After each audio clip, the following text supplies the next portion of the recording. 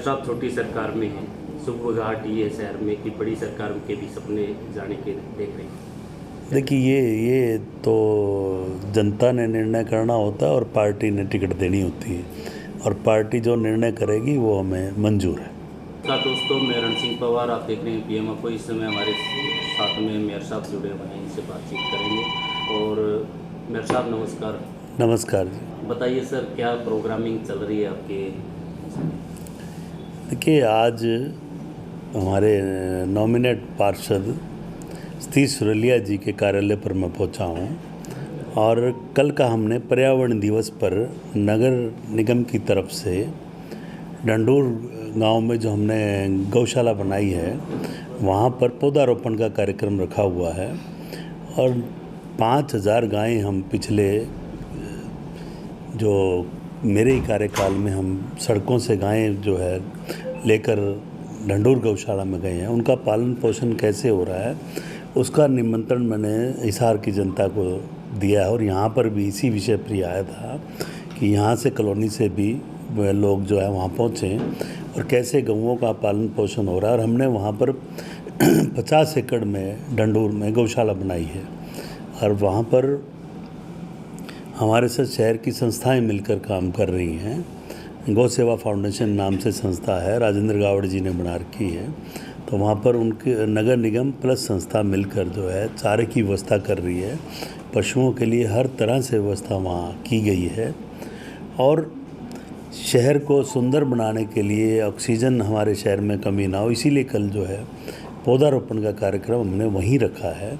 हरा भरा वहाँ क्षेत्र रहे ताकि वहाँ आने जाने वाले लोग, ये तीर्थ स्थल बनता जा रहा है। अपने आप काफ़ी लोग वहाँ पहुँचते हैं।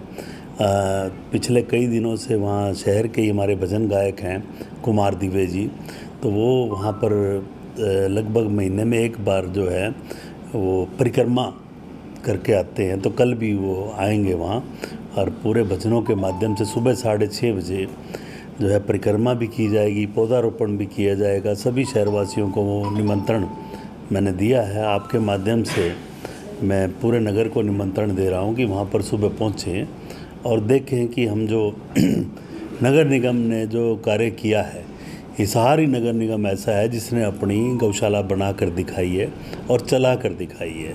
पूरे जो मैं मान रहा हूँ कि पूरे प्रदेश में हम जो है इस कार्य में नंबर 1 पर हैं। मेयर साहब, जैसे कि गौशाला की बात की आपने, और कल का जो कार्यक्रम भी आपका गौशाला में, हिसार को कैटल फ्री करने का एक सपना आपके कार्यकाल से लिया जा रहा है जी, लेकिन अभी तक कैटल फ्री हो नहीं पाया है।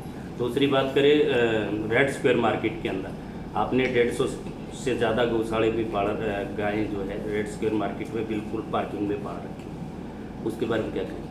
देखिए, ये बिल्कुल सच्चाई है। ये खाली हिसार की समस्या नहीं है, पूरे देश में ये स्थिति है कि आज गौ माता जो है सड़कों पर है। तो ये यदि सारे पूरे के पूरे ज़िले और पूरे गांव अगर ऐसी गौशालाएं बना लें जैसी हमने बना कर दिखाई है, तभी इस समस्या का स्थायी समाधान होगा। यदि ये जो कुछ व्यापार करने वाले लोग हैं, दूध निकाल कर जो छोड़ते हैं, इसके लिए हमने 65 व्यक्तियों की सूची जो मुझे एक अधिकारी ने दी थी, पशुपालन विभाग के एक अधिकारी था, तो वो मैंने आईजी साहब को दी। तो उस पर जो कार्रवाई जो है, अभी हमें पूरा भरोसा दिलाया है पुलिस प्रशासन ने कि हम उनका श्रीकांत यादव जी ने कि उनके खिलाफ़ कार्रवाई करेंगे। तो जल्द ही कल हमने डंडोर में मंत्री जी को भी बुलाया कि इस समस्या से स्थायी समाधान हमें चाहिए। नगर निगम ने अपनी व्यवस्था कर दी, लेकिन जो लोग ये व्यापार कर रहे हैं, जब तक ये बंद नहीं होगा तब तक ये कार्य पूर्णतः नहीं हो सकता। और इसके लिए सख्त कानून बनाने की आवश्यकता है, और वो राज्य सरकार और केंद्र सरकार ही बना सकती है। तो ये हम कल मंत्री जी से भी आग्रह भी करेंगे। और हिसार में जो ये लोग व्यापार कर रहे हैं, इनका जो है व्यापार ख़त्म जब तक नहीं हुआ, मैं भी मान रहा हूँ, आपके माध्यम से ही मान रहा हूँ कि शहर में अभी पूर्णतः हमें सफलता नहीं मिली है। लेकिन जो हमने सब कार्य किया है, मैं उसकी बात कर रहा हूँ कि हम जो पशुओं को लेकर जाते हैं, और 5000 की से ज़्यादा संख्या वहाँ पर है, इससे ज़्यादा संख्या हो सकता है सड़कों पर भी हो। आगे की व्यवस्था के लिए भी हम प्रोग्राम बना रहे हैं। तो इसके लिए नगर निगम की मीटिंग की बात करें तो पहले इतनी मीटिंगें नहीं होती थी, जैसे जैसे चुनाव आता जा रहा है बहुत सारी मीटिंगें होनी शुरू हो गई। नहीं, आप ये चुनावी मीटिंग नहीं कह सकते। हम तो सिर्फ कोरोना काल में मीटिंग नहीं की, बाकी तो हमारी रेगुलर। और हिसार ही नगर निगम ऐसा है जहाँ 3-3 दिन हाउस चलता है, और पूरे हरियाणा में आप कहीं भी आप पता कर लीजिए, कोई 3 दिन हाउस की बैठक किसी भी शहर में नहीं चलती। हमारे पास जो भी पार्षद, हमारे 20 चुने हुए पार्षद हैं, 3 नॉमिनेट पार्षद हैं, 23 के 23 पार्षदों से आप पूछ सकते हैं कि पूरा हाउस में सभी अधिकारी ध्यान से उनकी बात सुनते हैं और समाधान का पूरा प्रयास जो स्थानीय सरकार का काम है हम करते हैं। राज्य सरकार का जो लिख कर भेजना हम राज्य सरकार को भेजते हैं, जो केंद्र सरकार का काम है वो हम सांसद के माध्यम से केंद्र सरकार के पास भेजते हैं। तो उसी के ही नतीजे हैं। आप देखिए, आज आप जो इस रोड से ही आए होंगे, कैमरी रोड से, ये 4.5 साल पहले यहाँ क्या स्थिति थी और आज ये क्या स्थिति है। लोग कहते थे यहाँ पुल भी नहीं बन सकता, अंडरपास भी नहीं बन सकता। आज पुल भी बन गया, अंडरपास भी बन गया। और सूर्या नगर, शिव कॉलोनी, ये तो कांग्रेस की सरकार में बड़े नेताओं ने बयान दिया था कि यहाँ तो कभी भी अंडरपास और पुल नहीं बनेगा। आज वहाँ भी काम चल रहा है। आज सेक्टर 16 वाला पुल भी बन गया, डाबड़ा चौक का भी दोहरीकरण हो गया।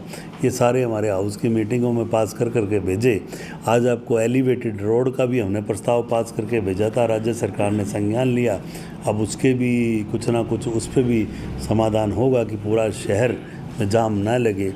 तो उसके लिए भी हमारे हाउस के जो प्रस्ताव थे वो उस पर राज्य सरकार पूरी तरह संज्ञान ले रही है। धड़ल्ले से अतिक्रमण हो रहे हैं, उसके बारे में क्या कहेंगे? देखिए, अतिक्रमण किस टाइप का आप कह रहे हैं? आपका सवाल जो क्लियर करें। आप बाज़ारों में ले लीजिए, ये आप अगर उस अतिक्रमण में तो रेडी वाला भी आता है। इस अतिक्रमण में कईयों का व्यापार जुड़ा हुआ है। अब रेडी वालों का हम सुप्रीम कोर्ट के आदेश हैं कि कोई ना कोई स्थान हमें निश्चित करना है, उसका भी व्यापार चल सके।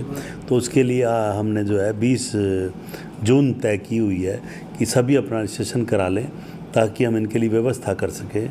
और इसके लिए हमने 32 स्थान भी चिन्हित किए हैं। जल्द ही इस समस्या का भी हम समाधान करेंगे।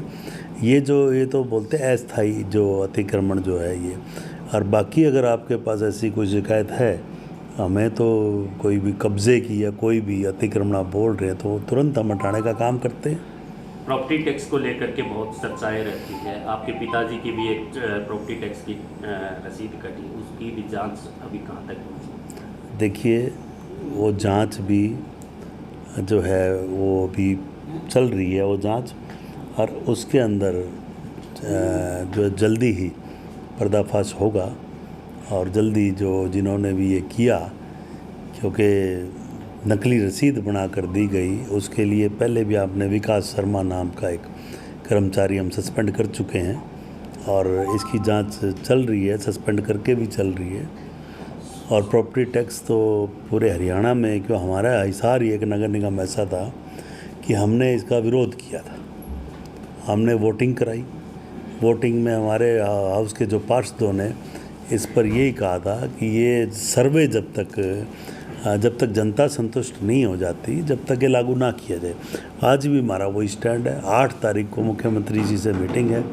आज भी मैं वही हमने नोट किया हुआ। 8 तारीख को फिर मैं लेकर जाऊंगा कि इस पर एक बार इस पर ब्रेक लगाया जाए, ताकि जो है जब तक जनता की जो सुनवाई पूरी नहीं हो जाती, उनकी प्रॉपर्टियों का जब तक वो साइन करके नहीं देते कि जब तक हमारा ये सर्वे ठीक है तब तक ये लागू ना किया जाए। हिसार में सफाई को लेकर के क्या कहना चाहेंगे? मुल्तानी चौक है और भी बहुत सारे चौक हैं जो आज भी मलिन होते हैं। देखिए, आप ना ये पूर्णतः सवाल मैं बताऊँ आपको वो कीजिए कि पहले क्या स्थिति थी और अब क्या स्थिति है।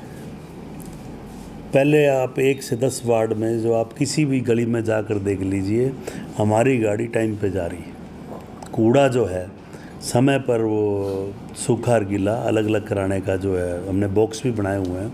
जनता हमें कुछ जो कम सहयोग कर रही है।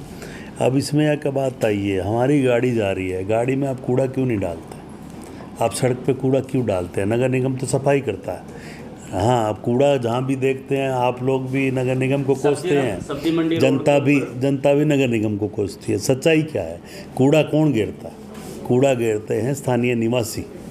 जब तक वो नहीं अपने आप को ये समझेंगे ये कूड़ा हमारा बीमारी का घर है, तो जब तक ये समस्या का पूर्णतः समाधान, अब हमारी गाड़ी तो चलेगी, थोड़ी देर बाद वही किसी के घर से कूड़ा आया और वही सड़क पे डाल दिया। 24 घंटे कोई एक कर्मचारी नहीं खड़ा रह सकता। डेली हम सफाई कराते हैं। आप देखते हैं कि यदि सफाई ना हो तो कितना शहर का बुरा हाल हो जाएगा। नगर निगम हमेशा स्वच्छ रहने के लिए जनता को प्रेरित करती है।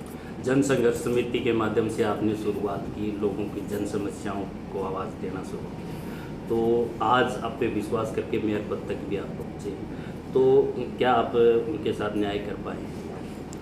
बताइए कौन सा अन्याय किया है? आपने अभी एक क्वेश्चन किया प्रॉपर्टी टैक्स का, हमारी सरकार ने इसे लागू किया, मैंने विरोध कर रहा हूँ। जनता जब नहीं है संतुष्ट तो मैं तो जनता के साथ खड़ा हूँ। मैंने कोई ये थोड़ी कहा कि ये प्रॉपर्टी टैक्स का सर्वे ठीक है। जो भी हिसार की जनता कह रही है, आपको जो भी आपने क्वेश्चन किया मैंने उसका कोई गलत जवाब दिया हो बताओ? पन्ना प्रमुख बन गए। पन्ना प्रमुख आपने देखा कि हमारे सभी की सभी बूथों पर सब पन्ना प्रमुख है। अब तो पन्ना समिति की तैयारी है। संगठन को लेकर के क्या है?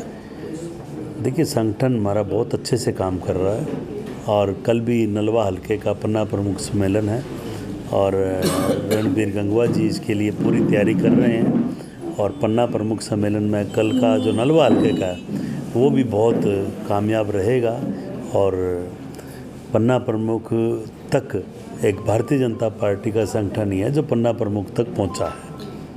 और भारतीय जनता पार्टी आप देखते हैं पूरे विश्व की नंबर 1 पार्टी है।